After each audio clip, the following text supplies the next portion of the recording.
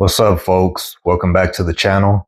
I know it's been a while since I created a long form video. I've been quite busy with my son and personal matters. My son went back to school. It's his second week.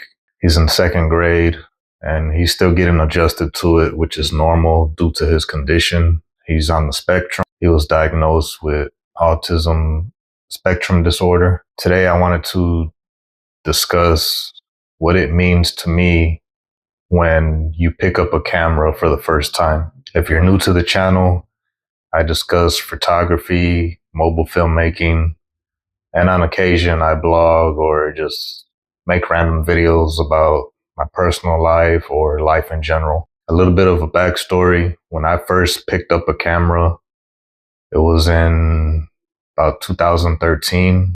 I had no idea what I was doing, and prior to that, I would just use my smartphone to take photographs. All of that changed when I went to visit New Orleans. And during the time I went, there was a lot of tourists and people who were just visiting the city, I guess, to see how it is and get a feel for it. A little bit after Mardi Gras, they were taking pictures.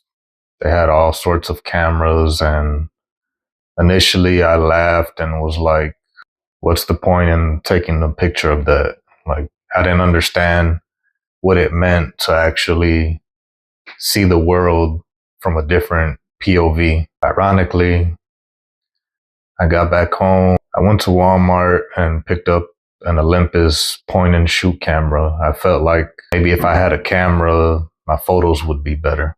So I started taking photos with that, and then I eventually started to learn more about photography. At that point, I still didn't know anything about photo editing. I would just slap an Instagram filter on my photo and be done with it.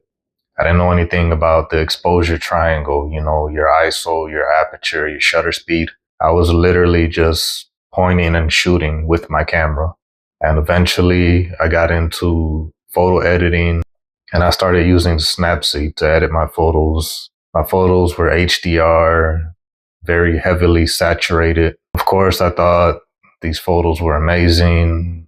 I'm a good photographer. That is until I started watching YouTube videos and started to see what I was doing, not really the proper way to edit a photograph. I knew how to take a photograph, but I didn't know how to make photographs. There is a difference. I'll leave you with that, and I'll probably continue on in another video and further elaborate on my photography journey. I'm still posting on Instagram on occasion, although I've taken a break from that.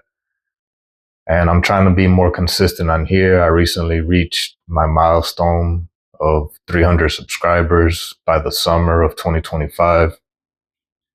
And I hope to continue to grow that number. Of course, I know I need to put the work in and, share my channel and self-promote myself, because everything I do is self-taught and self-made. But I'm glad to have reached that goal, and it means a lot. I appreciate the support, and I'll see you folks in the next video.